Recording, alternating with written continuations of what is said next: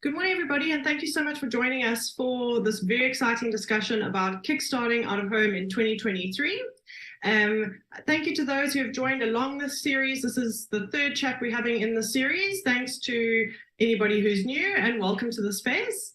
I'd like to say a special thank you to our sponsors for today, JC Decaux, Insight Outdoor, and Hivestack, as well as Arena Events. Thank you so much. And I'm also very excited to introduce our panelists to you guys. We've got some international guests joining us. We've got some local guests joining us. And yeah, I think it's going to be a wonderful discussion. Before we get stuck in, I just want to remind everybody that we mentioned on our previous panel, but in case you're new to this panel, we're launching a website called DOOH.co.za, so it's DOOH. Please visit the site if you haven't already and subscribe to our newsletter. The site goes live in the middle of March, and it's going to be a central hub where I'm going to be pulling together thought leadership pieces, inviting colleagues of mine in the industry to share their opinion pieces, as well as case studies and research. And it's really about building a collaborative hub across Africa for digital out-of-home information. So if you haven't signed up already, please do so. And yeah, let me kick off straight into our panel. So I'd like to welcome our first panelist, Dele, who is the Chief Revenue Officer at JC Decaux Africa. Welcome, Dele. Thanks for having me, Livia. Cool, thank you for joining us today. Dele, I wanted to find out from you, kind of looking back at 2022, what are the biggest learnings that you're taking from last year into this new year in the out-of-home space? I think the biggest learning has been the resilience the market has. First, in terms of how the economy struggled post-COVID. We wouldn't really call 2022 our first post-COVID year, but it kind of is indicating how the recovery would take. There was an expectation that it would be relatively slow, but it's been, while slow, but it's been very encouraging. I think brands have been quite daring in terms of trying to do new innovative things and challenge the market differently. It almost kind of feels like we all went away and thought of new ways of doing the things we're doing. And now 2022 was the first, opportunity for us to start showcasing that. There's a medium we're thinking differently. There's lots of options around collaborating across multiple other media. And of course, there's the impact technology has had as well and is having on the medium. So that's the learning. Towards the end of the year, a lot of people are used to seeing fireworks, now start seeing drones as a replacement of the fireworks. And so it's game changing, the things that happen in the industry at the moment. And the clients are, like I said, just quite pushing and demanding and encouraging new way of working, new ways of thinking, collaborating across. So 2022 as an indication of that makes us start looking forward to what 2023 will bring and the future. So outdoor looks like it's set for a very exciting time. Yeah, Dele, thank you so much for that. And I love what you said around, it's like everyone went away and kind of reevaluated their offerings, the way that they're positioning themselves, out of home's place in the marketing mix. And I think that it's such a beautiful way of framing kind of everything that's happened with what the year of 2022 was, and also what that means 2023 is going to look like. So yeah, thank you so much for that perspective. And I'd like to welcome Ivor, who's the head of Out of Home at OMD, to the panel. Welcome, Ivor. Thank you for joining us from Durban, sunny Durban. Very much. Yeah, thank you for having me. Cool. Ivor, I wanted to find out from you, specifically from a media agency perspective, what do you think media agencies should be focusing on in 2023 to get the best out of their out of home? Yeah, thanks. That's a great question. I think with out of home, it's a very versatile medium, marketing medium. And I think a lot more can be done through the agency and our media partners to obviously integrate out of home with the other media channels. We've seen great strides with programmatic digital out of home, as well as digital out of home, as well as integration into mobile, into radio, drive time radio, peak radio. And I think there's a lot more us as media planners can do to take out of home and massage it into the other media types. We've seen great longevity and campaign reach awareness drives when you combine TV with out of home, when you combine drive time radio with out of home, when you drive experiential together with out of home and other below the line mediums. So I think variety is something key that we can take out of this at this time. Out of home is not a one size fits all.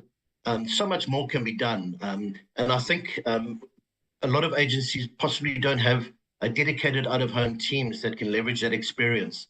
So I think we need to lean heavily on our media partners, such as JC Decaux, etc., just to gain the expertise, gain the help with the knowledge of the markets, especially. And I think we can do great there. And I think with our media partners, we as agencies, their knowledge of the industry and their on-the-ground knowledge is very, very key. And I think we need to leverage that more into this year. I know COVID has set us back, and the site drives we all used to take have taken a bit of a back turn. But I think there's a lot more we can do. Let's get back into the field as agencies. Let's leverage those partnerships into this year. Yeah, 100%, Ivan. I think you've touched on so many important points. I think that something that's always made me feel really proud to be in the out-of-home space is that it is such a specialized media channel and that actually requires like dedication. There's out-of-home expertise that are built specifically around one channel only. I've only ever worked in the out-of-home space, and I've always been really proud of kind of focusing on a specialization and also seeing the reaction from clients and agencies and media partners that you need a specialist in the room to understand the out-of-home media channel. It is not a straightforward channel. There's so many nuances. And I think I love your get back in the field. I think, the site drives are always beneficial. I don't think anyone's ever come off a site drive and thought, oh, I learned nothing. And I think that now that kind of COVID is quite behind us, I think it's time to get back in there to actually, from a specialization perspective, you can't be a location expert if the only location you're at is your desk. And also from a client perspective, sitting in your office, planning your out of home in that way is not good enough. You've got to get into the ground. And like I said, use your partners around to make that an enriching experience. So yeah, I think that you raised some lovely points there. Thank you. And I want to welcome Will to the panel, who is the Managing Director of EMEA Hivestack. Thanks for joining us, Will, from cold London. Yeah, no problem. Thank you very much. Yeah, thanks so much for joining us. And, Will, in the programmatic digital out-of-home space, I think that we're in this space at the moment where we're not new, we're not trialing, but we're also not experienced. So we're in this we know a little bit about stuff. We've been exploring, some guys more so than others, but we definitely are a market that's emerging in that space. And I wanted to find out from you, what do you see the out-of-home landscape in South Africa holding in the programmatic space specifically going forward into 2023? Yeah, really, really interesting, because actually it's been fascinating watching South Africa develop from the UK. And actually, I don't think you guys give yourselves as much credit as you deserve. Actually, in terms of programmatic digital out-of-home innovation and creativity and development, you're actually one of the fastest markets that I operate across the EMEA space. And certainly there seems to be sort of different stages of development. And whether it be really kind of starter markets or emerging markets or developed, you've really gone from being a starter market at the beginning of 2022, really, to being a fully fledged sort of programmatic digital out-of-home market. So it's been really, really interesting to watch. And a lot of it's been driven by the supply side, which is quite unusual to see as well. So it's really good to come to buyers with a scaled solution for out of home already. But certainly, look, your ability in South Africa to take risks, and it was really good to hear, Deli talk about that at the beginning of this panel as well. Innovate as well. We've seen some amazing world firsts with using sort of brand activation, but delivered programmatically. Anamorphic creative that's been sort of played out across various different screens. A real open exchange as well is something that we don't see very much, and specifically across EMEA. Very much it's a kind of low risk PMP driven market across EMEA, but South Africa's embraced open exchange, which allows the buyers to access the market a lot quicker. And so some of these sort of big developments that take a long time to happen across other markets have happened very, very quickly in South Africa, which has been really exciting. It's been great to see, and I hope it continues into 2023. Yeah, well, thanks so much for that. And I think we can all just pat ourselves on the back, being ahead of the curve. I'll be the first one to do it. And I think that, the African market is such an adaptive market. And I think that, I've definitely found at points in my career when we've been trialing mobile out of home and geo-targeted mobile and advanced tools and now programmatic, sometimes it feels like everybody else in the rest of the world is much further ahead of us and they know much more than we do. And I think it's so important what you've highlighted is that when you bring it back down, the market can adapt quickly. It's an emerging market that changes quickly. It's being developed. It can quicken learn faster than some of the legacy markets. And I think that it's really something for us to just keep on reminding ourselves that it's not always about what's happening overseas and we're so far behind. In some cases, we're ahead of that curve. And I think that that's great that you've raised that point. Thank you. Cool. And I want to welcome Jonas to the call. Jonas is the CEO for DOOH. Thank you for joining us, Jonas, from sunny Cape Town. Hello from sunny Cape Town. Thank you, Liv. Yeah, thanks so much for joining us today. I think the majority of the people on the call that don't sit on the media owner side are probably not familiar with DOOH with who DOOH is, sorry. And kind of from my perspective, you know, you guys play in the CMS place, and usually kind of agencies and clients they benefit from a CMS system without really knowing the intricacies of the system that goes on behind it. So that really sits on the media owner side, and you know, you guys develop those things together. But just for everybody who's listening, can you give us an idea of kind of who DOOH is and how media owners and clients are benefiting from your platform? Sure. So the history of DOOH goes back many years. I was myself a media owner in Sweden for over 15 years, and we went from having only static inventory to digital inventory. And on that journey, we couldn't find a software tool on the market to support our day-to-day needs as a business. So we decided to start building a platform, and that platform is today called DOOH. And I will say that we bring to the table for the media owners control and efficiency when it comes to reporting. We see still media owners that relies on spreadsheets on their entire business, and that can sometimes be quite scary.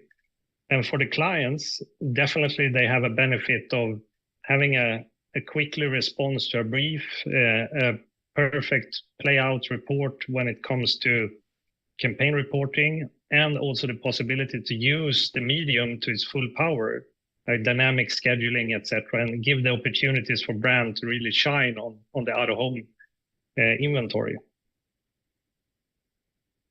That's great. Thank you so much. And like I said, I think that on the agency and client side, you benefit from the reporting, but very seldom, I know I haven't asked myself, where does this come from? What system is this? And I think when you start to understand how important that is, specifically in digital out of home, when we're looking at verification and reporting becoming such a fundamental part of understanding and booking digital out of home, it's really important to actually understand what goes on in the background too. So thank you so much for that context and introduction. And I want to welcome Sean, who is the sales manager for Insight Outdoor, to the call. Thanks for joining us, Sean. Thanks so much, Liv. It's really great to be here.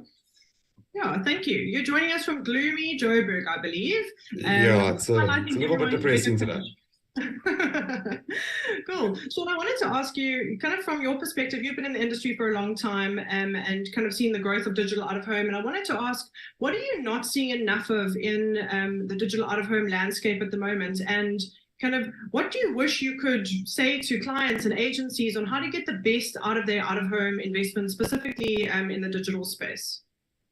Liv, it's such a great question. To be honest, and it's leveraging off the other panelists, is the landscape has been very, very difficult, and the media agencies and clients have dealt with it absolutely brilliantly. It's been a really exciting space to be a part of over the last few years. And yeah, we just want to say thank you to the clients and agencies for that. So it's been fantastic. The strengths of digital out of home are being used incredibly well. We didn't realize there'd be such an uptick on that so quickly, which is what Will was saying. And this is also leveraging then into the static inventory as well. So we're not seeing static fall away. We're seeing them work nicely together. And then onto what Ivor was saying with the omnichannel experience, it's into TV and into experiential stuff. It's been really good to look at. So I think the main thing we need to do is just keep on track, keep building the omnichannel environments, keep building that experience. Clients are going to see more return from their investments, and that's just going to lead to a better product that we can deliver as well. The one obvious challenge, and I'm going to be the one to say the swear word, is load shedding. So we've seen a lot of, and rightly so, a lot of questions regarding what's our solution to backup power, etc., etc. And there has been some really cool innovation. I mean, Epic have just launched the solar farm, which is really cool. And again, people are just adapting to the environment that's thrown at them. To be honest with it, backup solutions, whether it's generators or inverters or solar, on majority of the sites is always going to be difficult to get. It's with theft and with cost. It is just a big challenge to get them onto all the sites.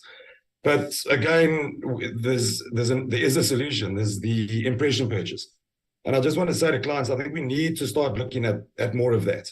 So if you're unsure of a normal loop bar, just speak to a media owner or a company like Hivestack or Broadsign about purchasing impressions. So it can either be done through an SSP, or most of the digital media owners now have access to an ad server type of thing that can do the impression bar for you.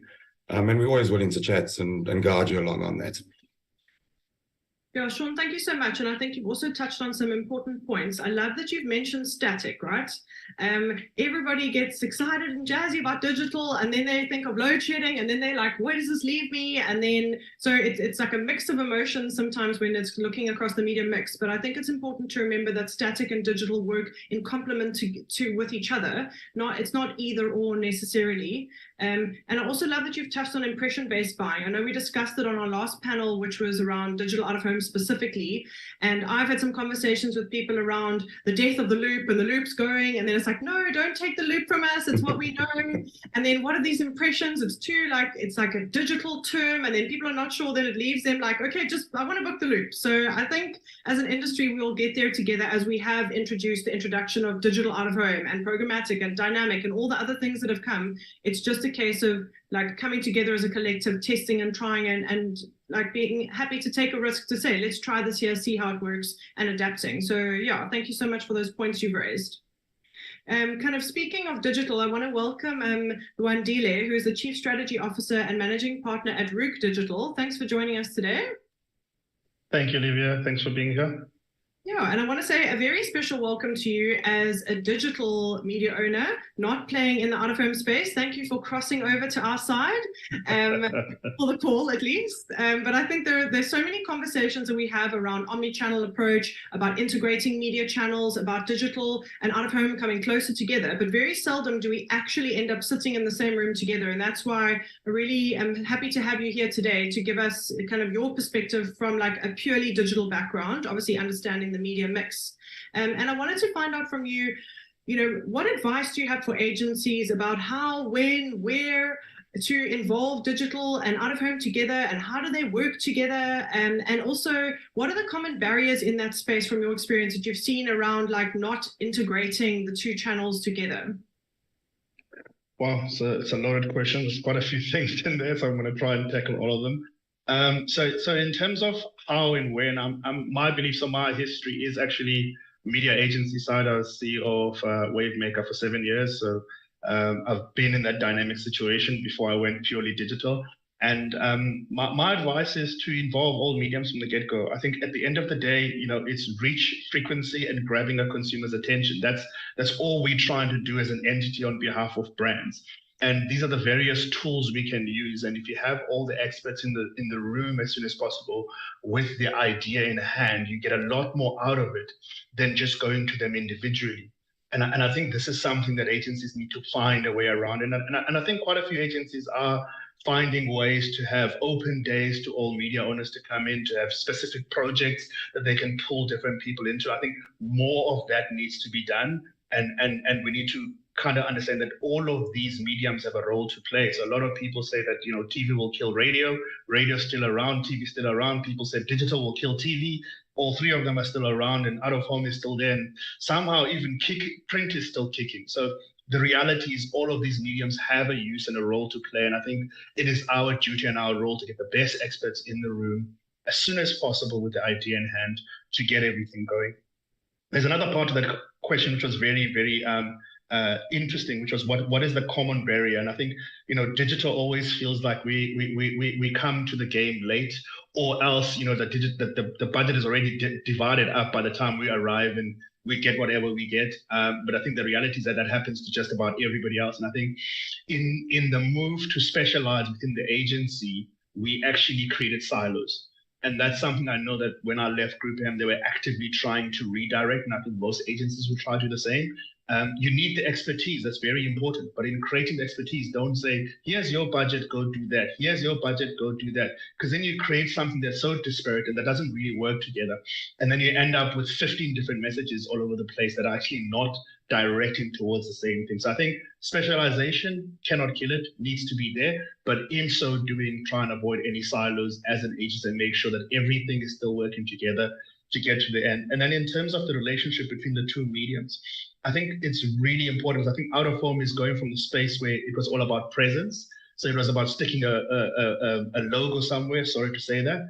But more and more with digital and programmatic coming in from the Out of Home space, there's more campaigning, there's more, it becomes part of the everyday conversation, and you can change the messaging quickly, and there's a lot more you can do. And now it's about considering, when does one space hand over to the other one so they can keep the attention of that person throughout the day and not lose them as you use different mediums. Yeah, Luandile, thanks. And I know, sorry, I gave you a very loaded question. I think I was just excited to have a digital person here. I was like, I'm going to get everything I need out of you in one question. But I think that you've raised so many important points. And I think, like, just to touch on the silos, I think, you know, my background is agency, and I have seen the benefit and some of the challenges around being siloed.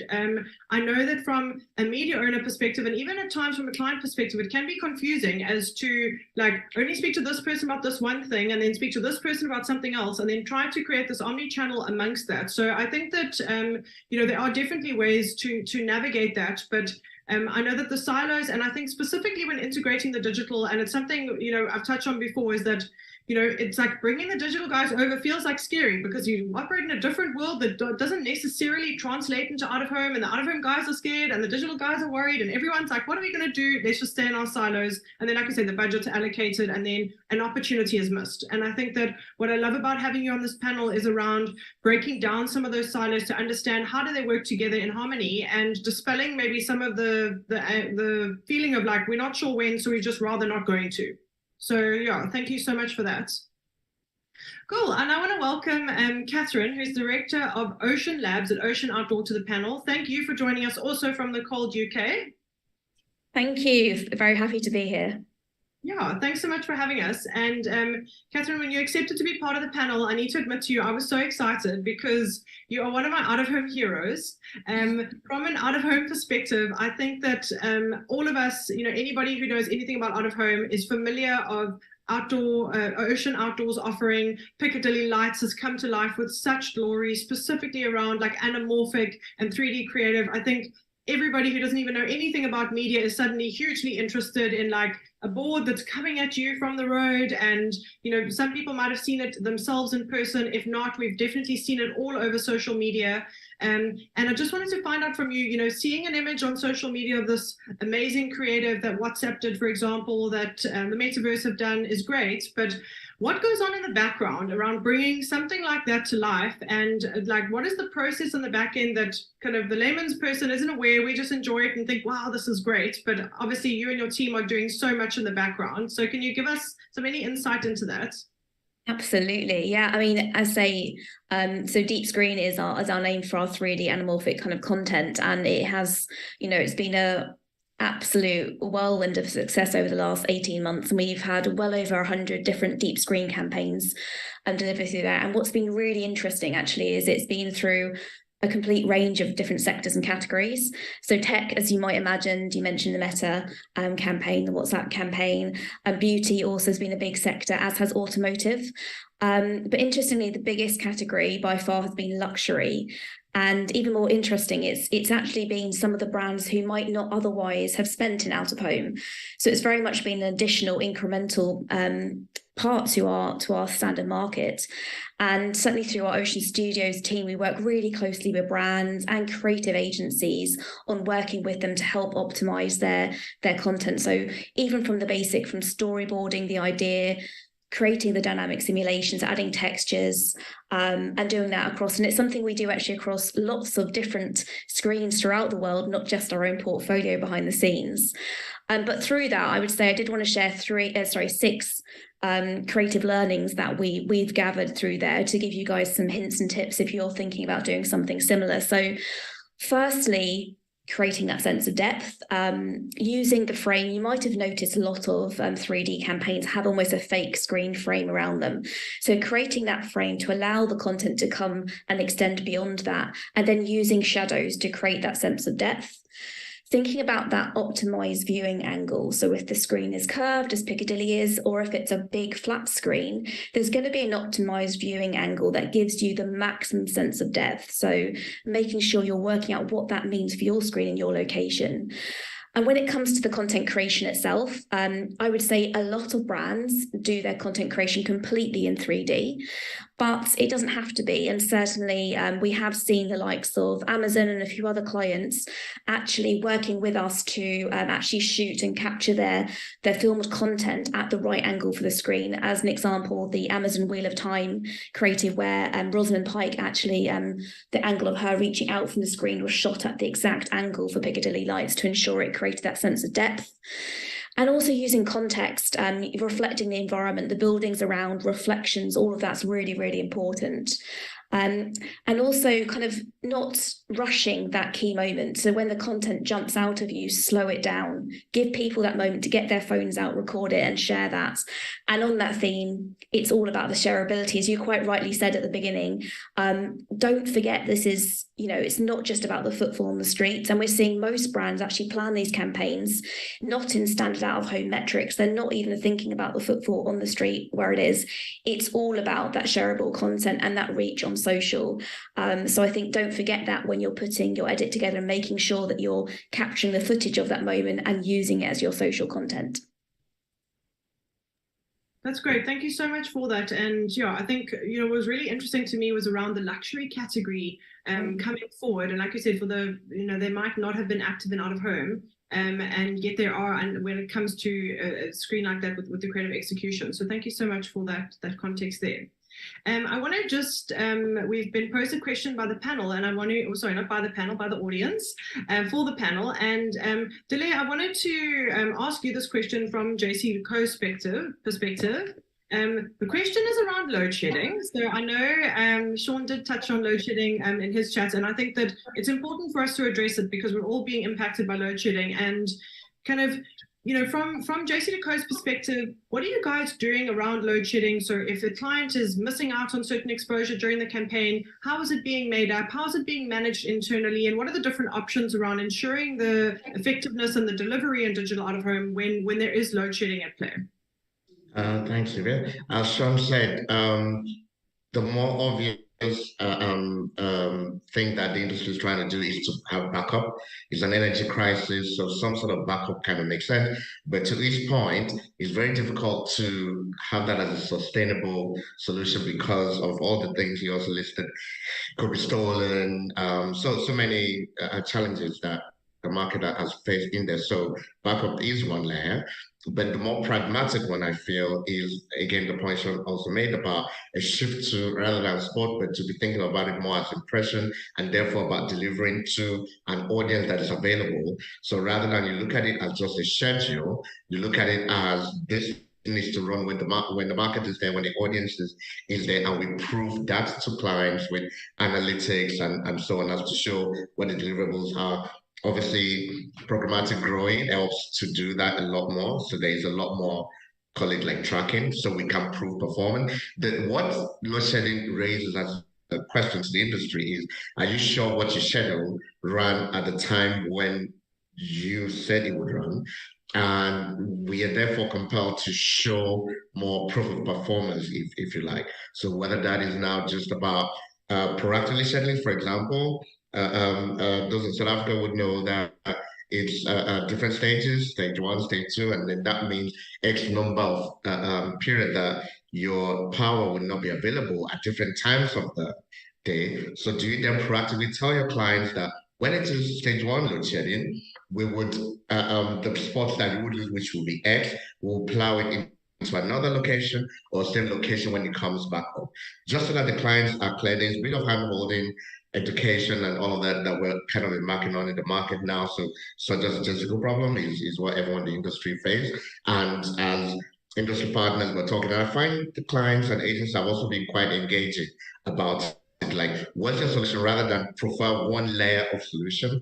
It's multi-layered. It's that, okay, be pragmatic. Let's know when the sports will be rescheduled. Second layer shows where you have your backup power. Malls, for example, have had the fortune of having generators for the most part, so that's not the challenge. The biggest challenge have been the roadside, but as a market, we're all trying to engage and talk about the possible solutions. But the backup is not the only one. It's quite multi-layered. So it's down to what the clients will prefer. They might be okay with rescheduling, and then again, it's also down to the type of campaign they're running. If it is time-bound and therefore needs to happen quite quickly, so the solution will be about showing the sports as soon as you can when the power gets back up. So that's been our experience. Yeah, Delia, thank you so much. And I think that you have touched on all the relevant points there. And I think that for me, what just resonates so loudly is the need for reporting and verification in digital out of home, specifically when you throw load shedding into the mix. It really helps to kind of show clients and make them comfortable to invest their spend, understanding how it will be managed. So thank you so much for that. Cool. I now want to go back to Jonas. And Jonas, I wanted to ask from your perspective, we've discussed about how Africa or South Africa is an emerging market in some cases and ahead of the curve in others. But from your perspective, when we're looking at programmatic digital out of home, dynamic digital out of home, impression-based buying, and all of those type of things, what trends are you expecting to see from your perspective into 2023 for South Africa as a market as ourselves that is developing in that space still? Good question. And I will really say the same thing as Will was saying, that you are ahead of the curve for sure when it comes to programmatic. And being a global supplier to the out-of-home industry is very interesting because out-of-home is so different between market to market.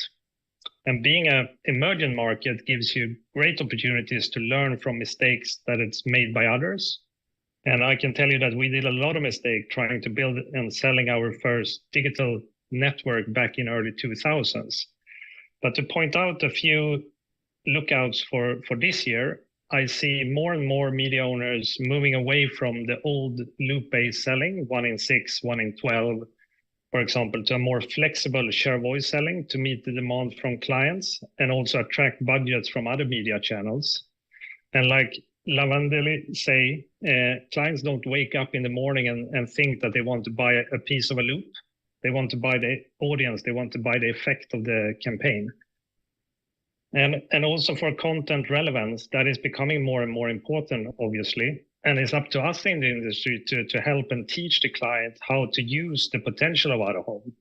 Because we cannot be okay by some clients sending in an artwork that is not good enough, because that makes sense. A relevant campaign will perform better result and help the industry to grow in general, is my belief.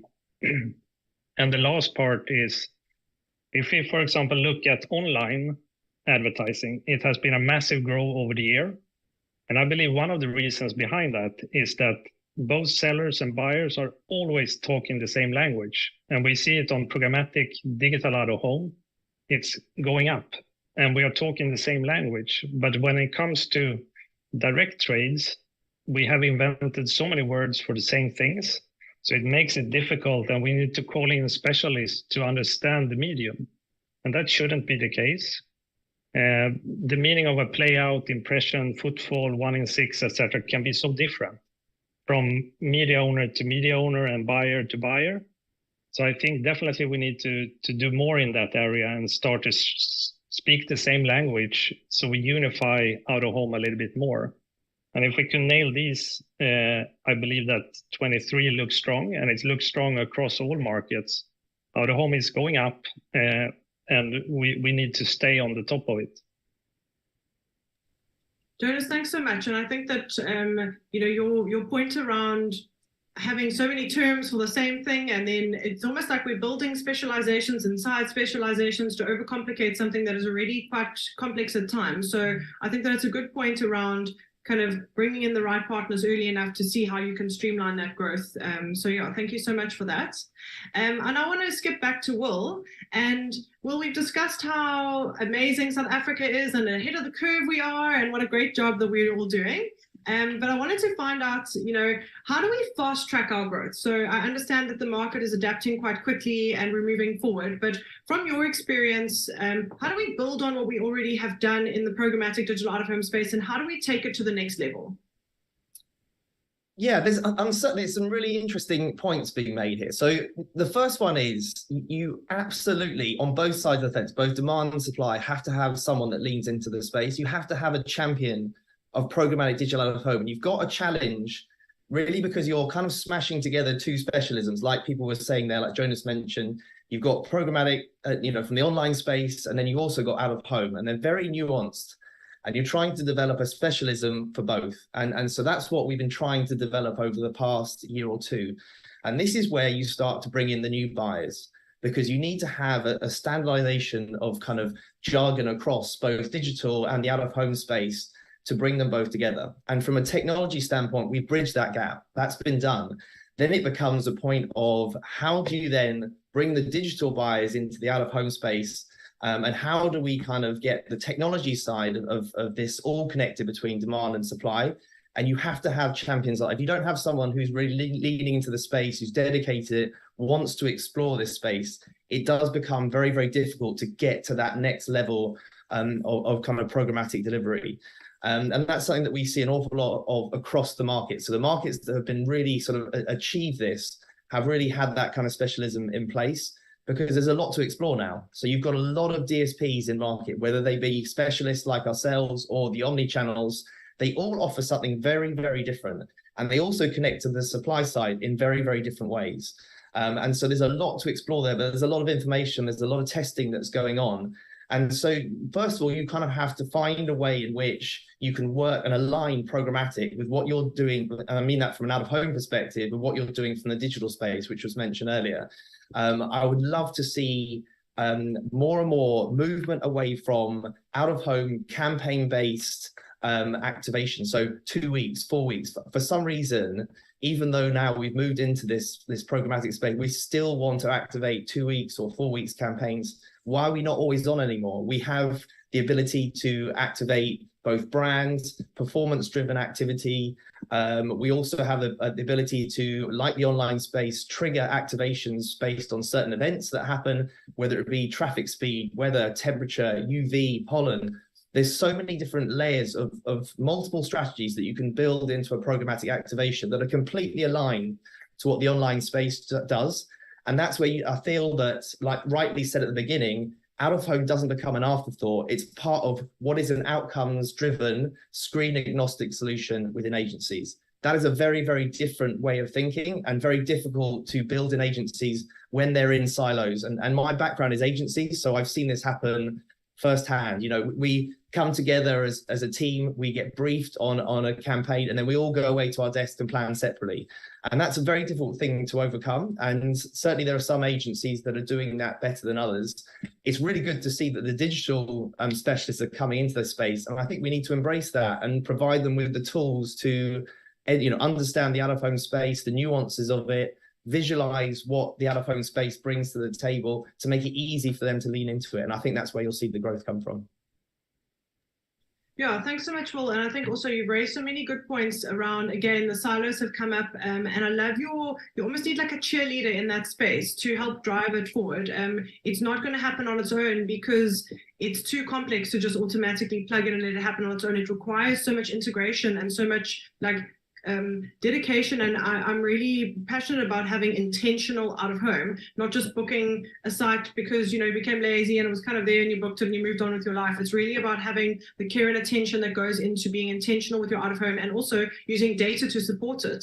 I love that you've touched on dynamic. Like dynamic really needs a cheerleader. I don't know what kind of a cheerleader. It needs like a crew. It needs like a PR team because I think we all understand what dynamic is, and we all understand that you can have weather triggers and pollen triggers and UV filters and all of those type of triggers. But I'm not seeing enough of that happening in the markets. And I really think that, again, and I've been in the rooms when the idea is presented and everyone's very happy and keen and excited, and then the creative arrives and the ideas fall flat and you're trying to figure out where did it get dropped in the chain, because these amazing ideas are dying somewhere along the way from it could be, like I said, lack of attention, lack of budget, lack of time. Everything has to be quick. But I think that we can be doing better in that space, and programmatic really enables that so beautifully. So thank you for that. Cool. And I want to go back to Sean. And Sean, I wanted to ask again, you've been in the industry for a long time. There are over 250 media owners in South Africa at the moment. It is a very competitive landscape. And I wanted to ask, from a media owner perspective, what should the industry be doing to support each other and to grow together? Yeah, there are a lot of us now, I must say, and I don't envy the agencies having to find time to meet and have lunches and presentations with 250 sales teams. So just from our side, globally and locally, the out of home it's positioned so well. It's the bounce back from COVID, the increase in attention that out of home is getting, and the digital out of home aspect, it's put us in such a good space. And I think the main thing now that the industry, the 250 media owners, what we need to do is just worry about creating an industry of excellence. We can't be seen as a cowboy industry anymore that you have to keep a close eye on, and we have to have accountability, and we have to produce good products. We want clients to want to work with us. As much as the research tells them that the mix should include a lot of out of home, they've also got to look forward to working with us, and it can't be hard work. So from that side, it's just that, guys. Work on service delivery. Work on your accountability. Make sure the sites aren't double sold. All of that is really important. And then the other aspect is like everyone says, collaboration. Let's there's so many of us, and let's share knowledge. Let's work together on certain aspects. There's so many opportunities. We work with a lot of media owners, and if anybody is interested in working with us, just give us a shout. We're always open to it. Yeah, Sean, thanks so much for that. And I think that, from an agency lens, the digital and the out of home people are having to figure out how to make their relationships closer. And I think the same thing can be done from a media owner perspective. Like you say, there are aspects of businesses that should not be shared. But when it comes to growing the industry forward, there's so many alignments that need to happen that almost, the agency are playing nice, and it's time for the media owners to also play nice with each other. And within reason. I know it's a competitive landscape too. So yeah, thank you so much for raising those points. Sure, thanks, Liv. I want to jump back to Lwandile. And I have, I think, a bit of a more simple question for my next question for you. That's not as loaded. I wanted to ask you, what do you see as the biggest opportunity between the offline and the online kind of world? Offline is out of home world, and the online world is digital, coming closer together. Yeah, I mean, sure. The biggest opportunity, I think, for the two, because I think I guess maybe this, it might just be me or it might be general, but I think we're all trying to get more money from TV, right? And that's generally what's been happening in the world. And I think these two mediums are actually with the consumer for a long time in the day.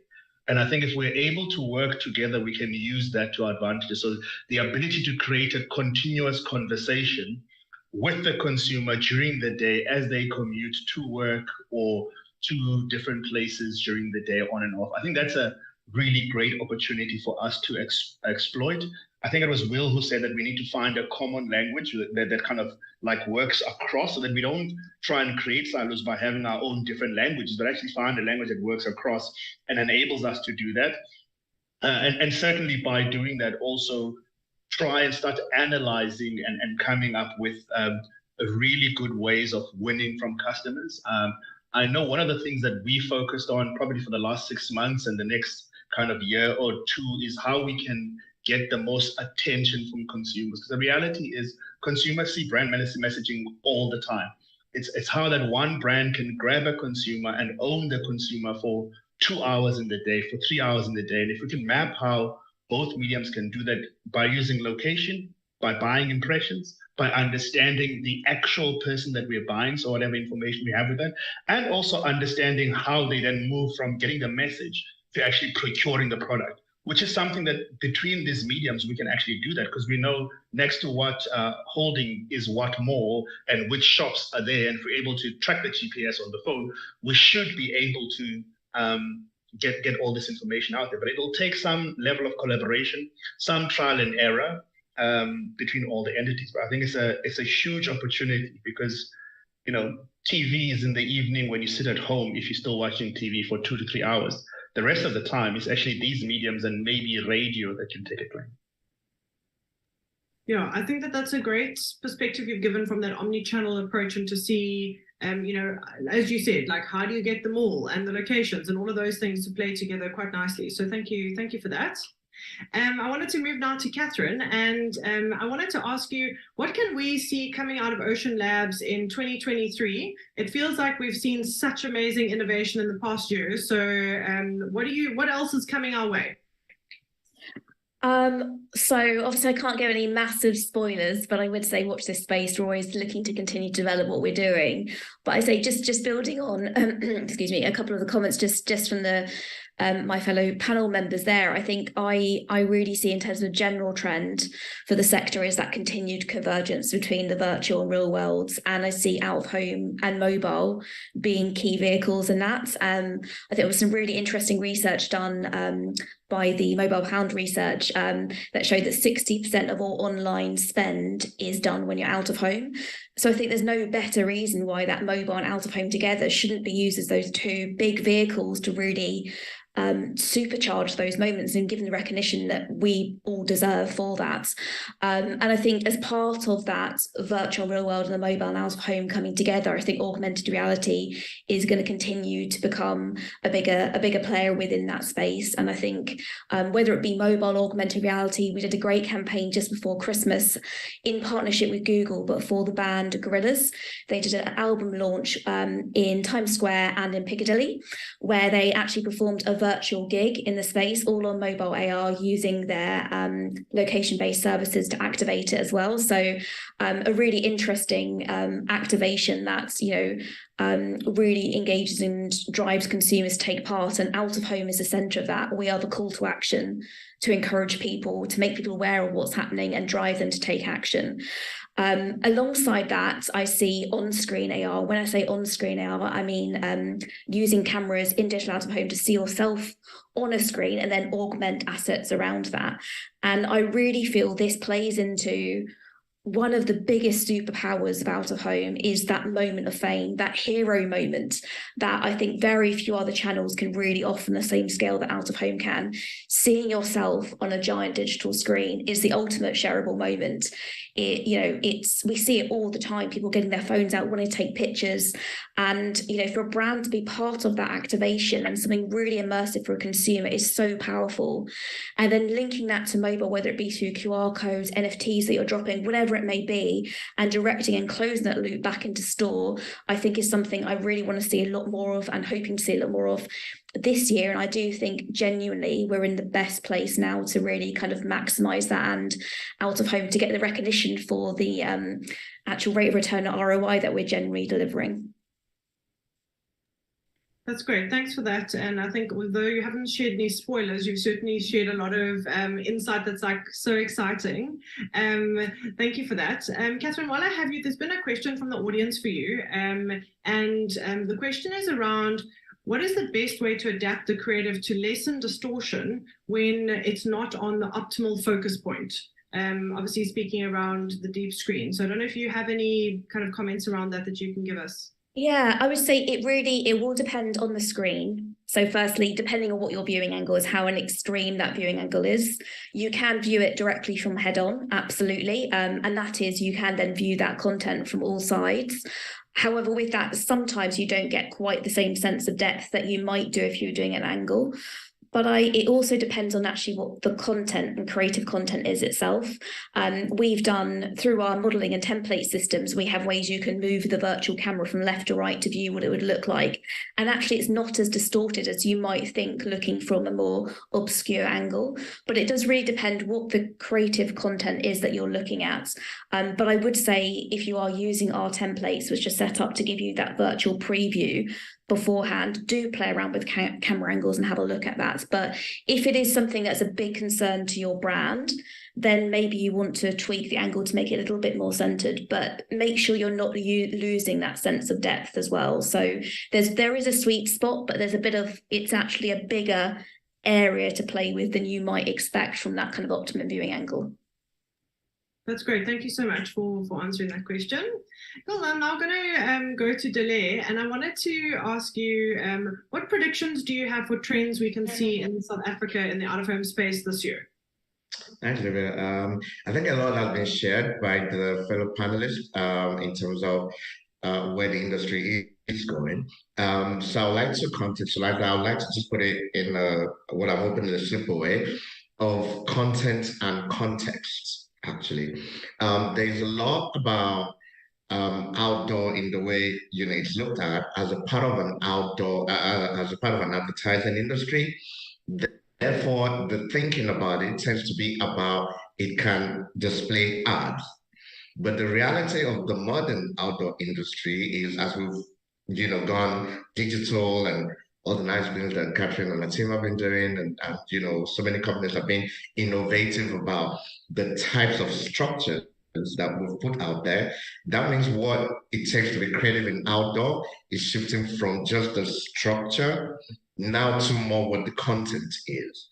There again, from legacy of how a lot of how the ad industry would look at what we do, more like now that we have digital screens, let me give you a 10-second adaptation of what the TV ad should have been.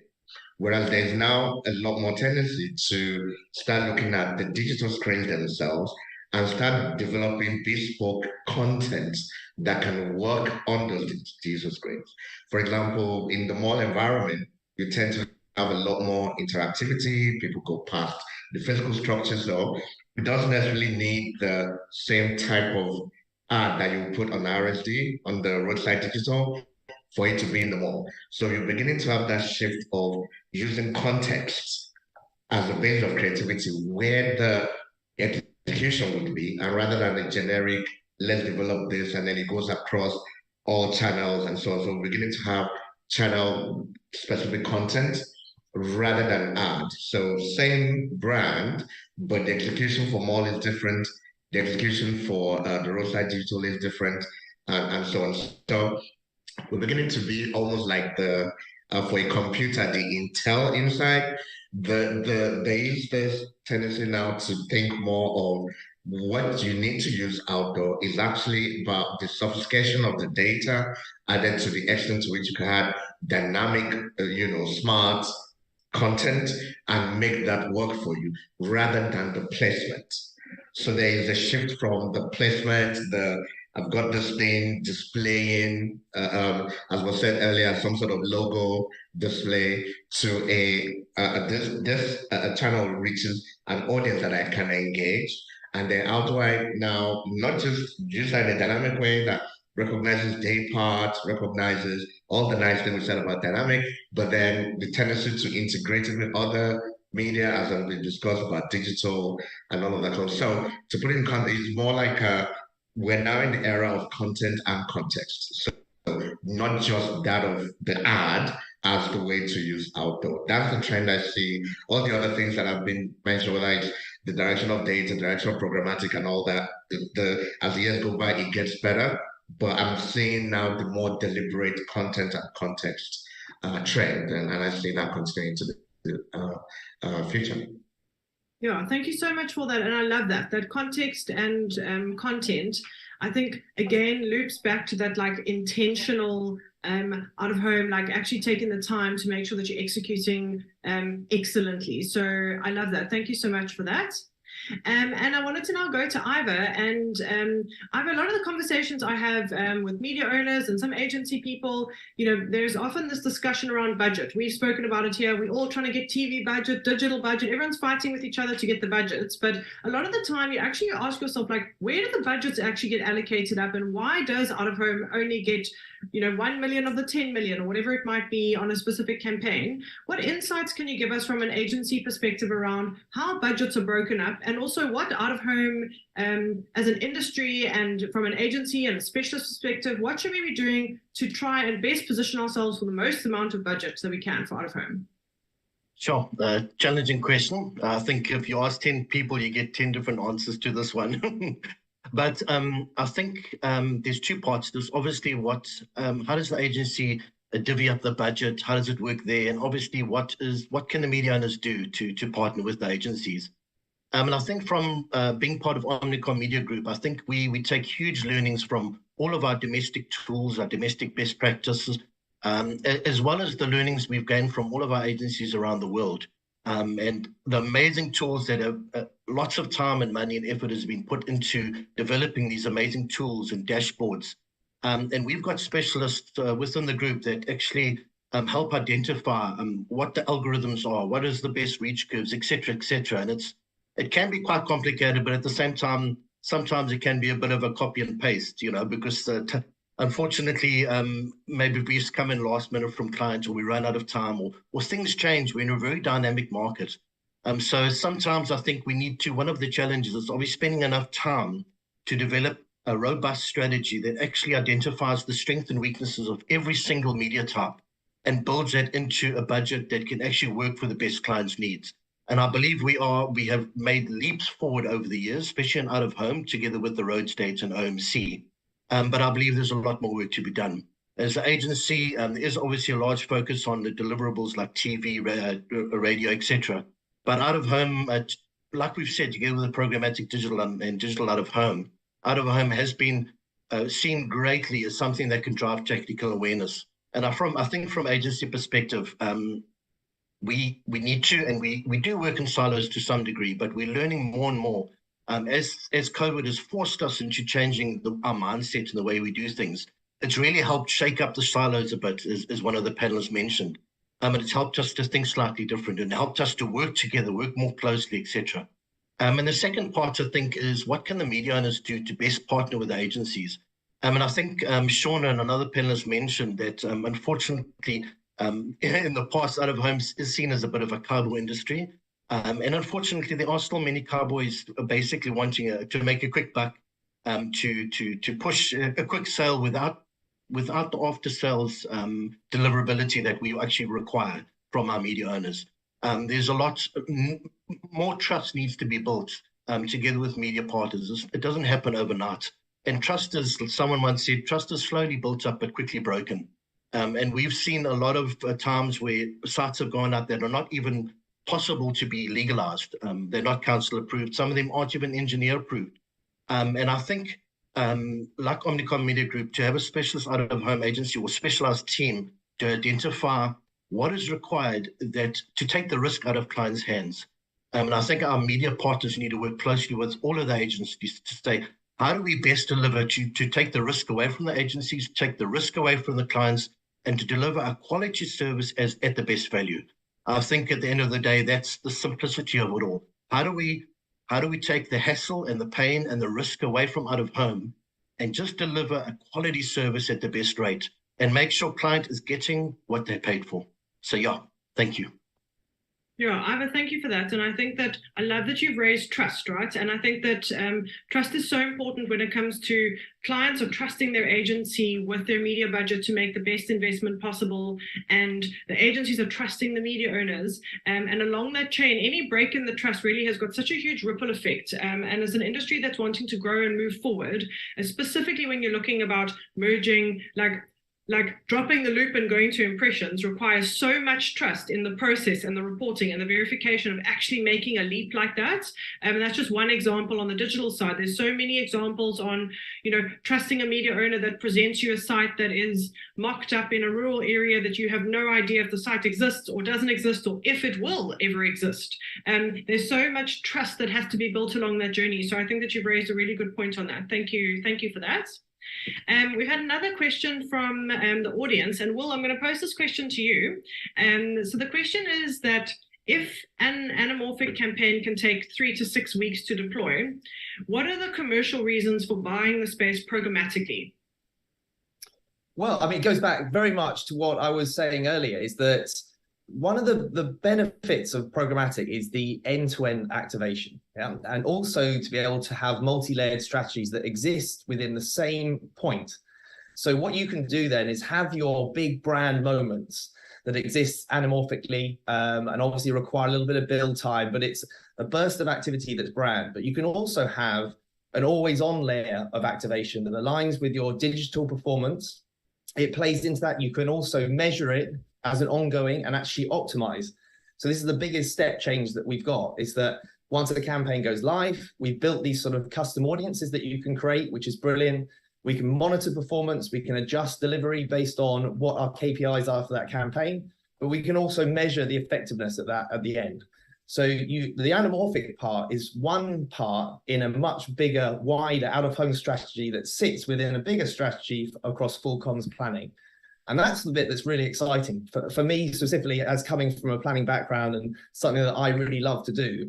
And it's something that you never were able to do. And imagine, again, the same with the Piccadilly Lights has been mentioned a number of times. That's just one part of typically what exists as a kind of wider out-of-home activation. But to be able to house those all into one platform, optimize it end to end, and as you measure the effectiveness of the collective digital out-of-home, not just one element of it, but collectively, is an important step change in what we do for out-of-home, because the accountability part is the bit that was missing. And now that's quite exciting, because you can now align your screen solution with what you're doing across multiple channels. And that's the kind of big reason why anamorphic sits within a wider strategy. Yeah, well, thank you so much. I think that you've answered the question perfectly. So thank you very much for that. Well, that brings us to the end of our discussion today. I'd like to say another really big thank you to the amazing panelists who've joined us today. Thank you to our sponsors, Hivestack, JC Decaux, and Insight Outdoor, and the Arena Events team. And just a reminder, again, about the launch of DOOH.co.za, and that's launching in the middle of March. I'm really looking forward to bringing some amazing digital out-of-home content as a central hub for the community to grow together. If you haven't visited the site to subscribe for the newsletter, please do so. And yeah, thank you so much to everybody who's joined us today. I've thoroughly enjoyed this discussion about all things out of home, and yeah, I'm really excited to see what the year ahead holds for us. So thank you to everybody.